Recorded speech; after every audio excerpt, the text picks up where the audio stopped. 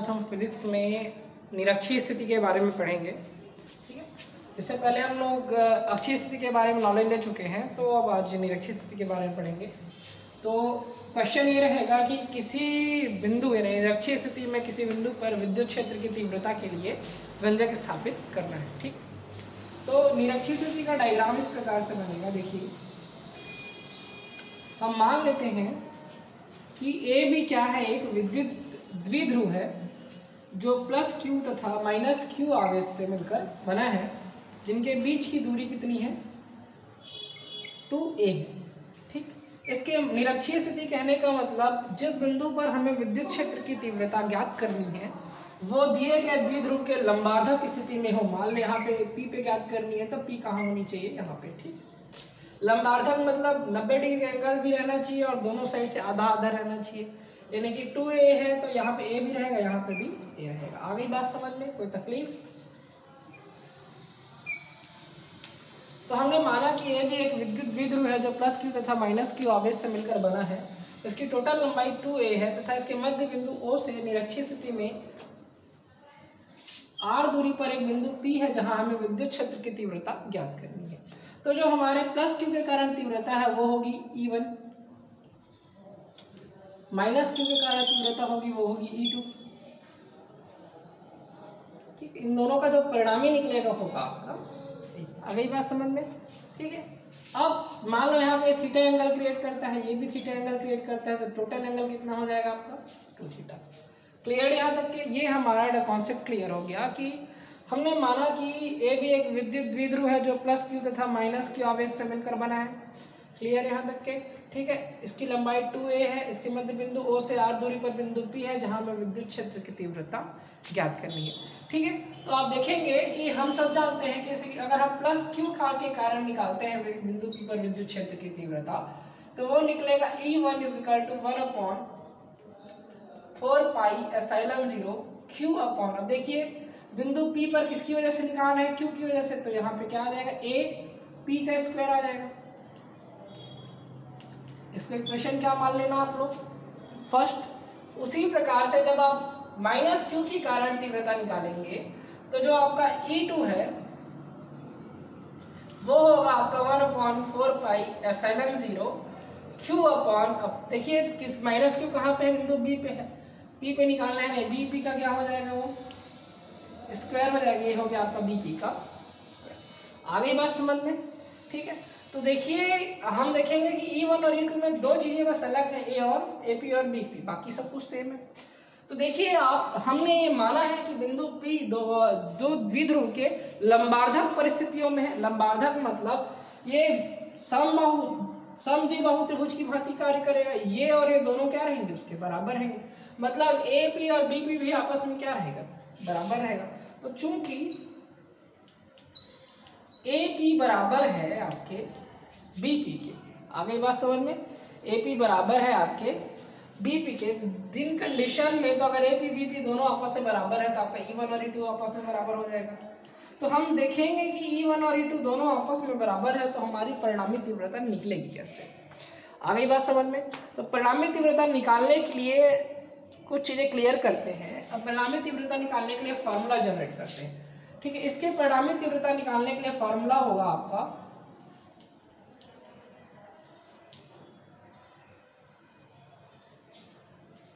ठीक है, परिणामी तीव्रता बराबर होगा इसका E = 2E1 cos। ठीक है, जहां पे E का वैल्यू, T1 का वैल्यू रखेंगे हम 1/4 pi epsilon 0 Q upon AP का स्क्वायर cos गुणा cos थीटा। आ गई बात समझ में? क्लियर है यहाँ तक के? क्या परिणामी तीव्रता का फॉर्मूला है कि E = 2E1 cos थीटा, तो 2 की जगह 2E1 की जगह 1/4 पाई एप्सिलॉन 0 रखा हमने, और देन लास्ट में है आपका cos थीटा। क्लियर है यहाँ तक के? अब आगे बढ़ते हैं, वैल्यूज रखी है हमने।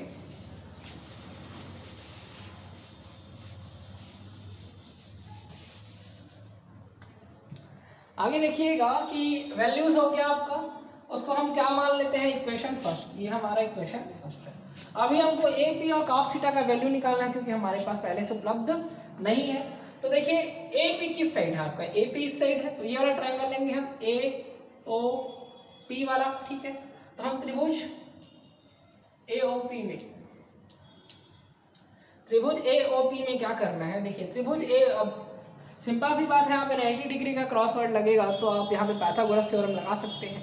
पाइथागोरस थ्योरम लगाएंगे तो आपका कर्ण क्या होगा, आपका AP, यानी AP का स्क्वायर बराबर आपका जो लंब है OP का स्क्वायर हो जाएगा, प्लस आपका जो आधार है वो OA का स्क्वायर हो जाएगा, इक्वल टू आप सीधा सीधा हो सकते हैं R स्क्वायर प्लस B का।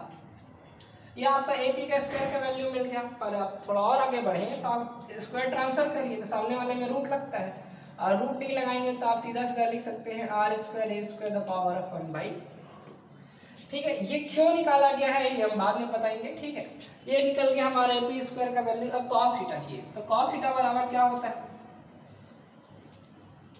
आधार बटे कर्ण।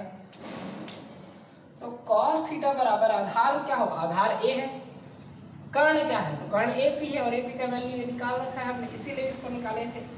R square A square the power of 1/, हमारे पास cos थीटा और आपके AP दोनों का वैल्यू मिल चुका है। हम उसको समीकरण पे पुट करके हमारे डायग्राम का काम भी क्या हो गया, खत्म। सिंपल से क्वेश्चन है, वैल्यू रखेंगे हम, देखिए E is equal to 2, E1 का value 1/4 pi epsilon 0 q, AP का वैल्यू है आपका R square plus L square.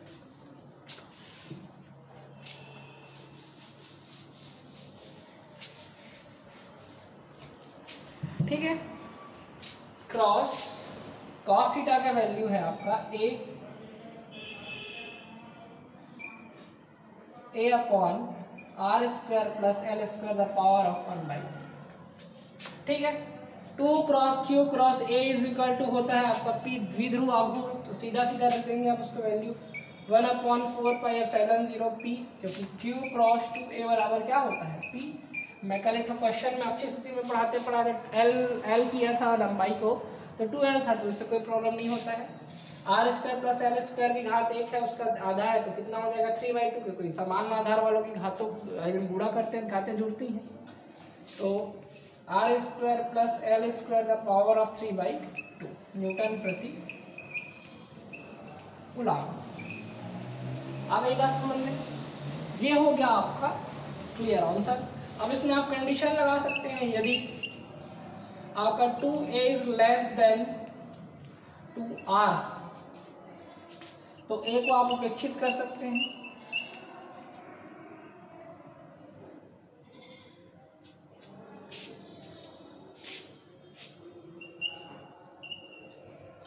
ठीक है। आप A को क्या कर सकते हैं, उपेक्षित मतलब वो होगा, लेकिन आप उसको क्या कर सकते हैं, नेगलेक्ट कर सकते हैं। तो ये कट जाएगा पूरा, 2 क्रॉस 2 और 2 क्रॉस 3/2 होगा, तो 2 और 2 भी कट जाएगा, R का पावर कितना आ जाएगा 3, यानी 1/4 pi epsilon 0 P upon R का क्यूब न्यूटन प्रति कूलम्ब। ये है आपका फाइनल, क्लियर है, स्क्रीनशॉट ले लेंगे।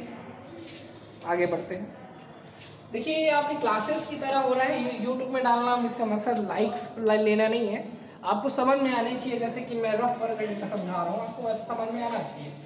आ रही बात समझ में, एज अ टीचर तुम्हारे दिमाग में इसका कॉन्सेप्ट डालना ही मेरा काम है। ये नहीं है कि इसमें लाइक्स आए, कोई प्रॉब्लम्स क्रिएट हो, कोई प्रॉब्लम्स होती तो आप व्हाट्सअप में मेरे से पूछिए, देखिए वीडियो को जरूर, हो सकता है कहीं का आपको पुराना डाउट रहा होगा तो क्लियर हो जाए।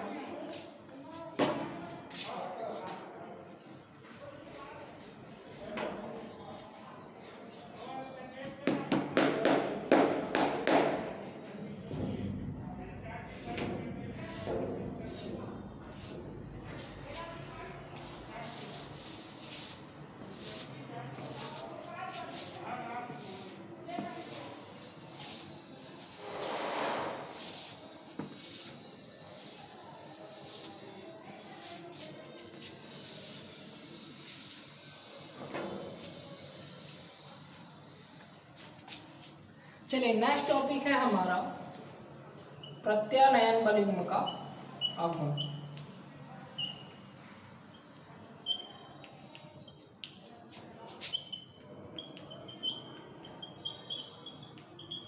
प्रत्यानयन बल युग्म का आघूर्ण क्या होता है, या एक समान विद्युत क्षेत्र में रखे द्विध्रुव पर लगने वाले बल आघूर्ण की गणना कीजिए, ऐसा क्वेश्चन आता है। ठीक है, तो वो लगने वाला बल होता है आपका प्रत्यानयन बल युग्म का आघूर्ण। लगता क्यों है, कैसे लगता है, मैं बता देता हूँ। जैसे कि हम मान लेते हैं कि आपका ये ए और बी एक द्विध्रुव आघूर्ण है, ठीक है, जो प्लस क्यू और माइनस क्यू आवेश से मिलकर बना है। इसकी प्रॉपर लंबाई है आपकी 2a, ठीक है। इसको एक समान विद्युत क्षेत्र ई में आपने थीटा एंगल पर, ठीक है, हमने माना कि ये भी एक विद्युत द्विध्रुव है जो प्लस क्यू तथा माइनस के आवेश से मिलकर बना है। इसकी टोटल लंबाई 2a है। इसे एक समान विद्युत क्षेत्र ई में आपने थीटा कोण पर रख दिया। तो होता क्या है, इस पर दो बल रखते हैं, बल एक क्यू इधर लगेगा, एक क्यू इधर लगेगा। अब ये बल करते हैं क्या है, ये बल घुमाने का प्रयास करते हैं। बराबर और विपरीत बल होते हैं तो ये क्या करते हैं, घुमा के ये थीटा इज इक्वल टू 0 लाना चाहते हैं। कहने का मतलब जो आपका विद्युत द्विध्रुव है उसको विद्युत क्षेत्र के समांतर लाने का प्रयास करते हैं। और इन्हीं जो बल युग्म है, आई मीन कह सकते हैं जो बराबर और विपरीत बलों का जोड़ा है, ये कह सकते हैं बल युग्म, यही कहलाता है प्रत्यानयन बल युग्म का आघूर्ण। यानी QE और QE का ही संयुक्त रूप से मिलन क्या कहलाता है, आपका प्रत्यानयन बल युग्म का आघूर्ण। इसका प्रत्यानयन बल युग्म का आघूर्ण को टाउ से दर्शाते हैं। प्रत्यानयन बल युग्म का आघूर्ण बराबर होता है एक बल तथा दोनों बलों के बीच की लंबवत दूरी। एक बल तो QE ही होगा, दोनों बलों के बीच की लंबवत दूरी, कहने का मतलब देखिए ये तो तिरछा है, इसका लंबवत दूरी इस प्रकार से निकालेंगे। हम इस पॉइंट को क्या मान लेते हैं, ठीक है, AN उसकी लंबवत दूरी है, तो AN उसकी लंबवत दूरी है। अब निकालेंगे कैसे, तो देखिए हम त्रिभुज ले लेते हैं। ANP क्या है, यहाँ पे 90 डिग्री निकलेगा क्योंकि लंबवत है, तो पाइथागोरस में लगाएंगे अपन, ठीक है। त्रिभुज ANP में पाइथागोरस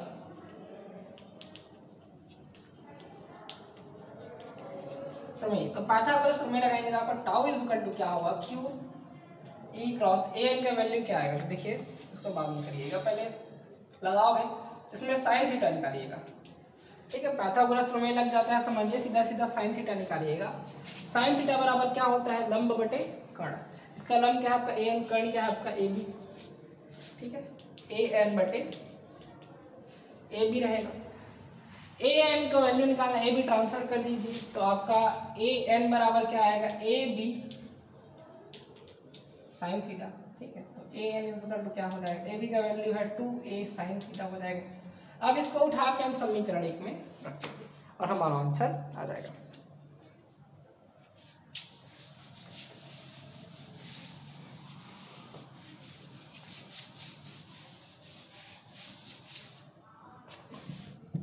ठीक है, तो देखिएगा अब वैल्यूज रखेंगे तो टाउ इज इक्वल टू क्या होगा, QE, उसका वैल्यू है 2a साइन थीटा, ठीक है। अब आप करेंगे क्या, E को हटा देंगे तो Q क्रॉस 2a आएगा गुणा E साइन थीटा, ठीक है। Q इंटू 2a बराबर होता है P, और लास्ट में आ जाएगा आपके पास आंसर PE साइन थीटा, यानी E इज इक्वल टू आ गया आपका PE साइन थीटा। आ गई बात समझ में। इस प्रकार से आपका ये क्वेश्चन हो गया खत्म। ये है प्रत्यानयन बल युग्म का आघूर्ण। कल हम इससे रिलेटेड कुछ और टर्म्स के बारे में जानेंगे। आज के लिए इतना ही।